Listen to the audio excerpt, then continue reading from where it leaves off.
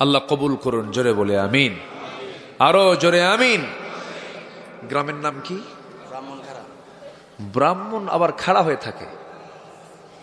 কই ব্রাহ্মণ কই? এখানে তো সব আমরা মুসলমানই তো আছে কিছু ব্রাহ্মণ ভাই, কিছু আছে হিন্দু ভাইরা আছে। জি, হিন্দু ভাইরা তো অবশ্যই আমরা তাদেরকে খুব আপন মনে করি। আমরা সকল ধর্মকেই আমরা কখনো কটাক্ষ করতে জানি না।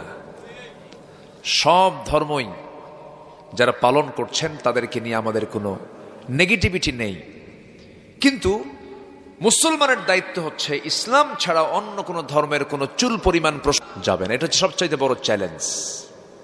হ্যাঁ, তাদের ধর্ম ভালো, তারা পালন করুক, কিন্তু ওই ধর্মের এটা ভালো, এটা ভালো এত ব্যাখ্যা দেওয়ার দরকার নেই।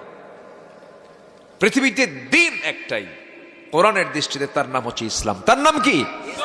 ইসলাম ছাড়া যা আছে সব কোরআনের ভাষায় হলো বাতিল। সব কি? বাতিল। সোজা কথা। ইন্নাদ-দীনা ইনদাল্লাহিল ইসলাম। হিন্দু ভাইরা আমার দেশে খুবই নিরাপদ,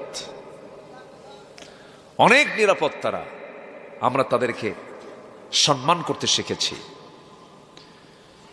তারা ব্যবসা করেন, তারা চাকরি করেন। এমনকি আমার দেশের প্রধান বিচারপতিও ছিল একজন হিন্দু, ছিল না?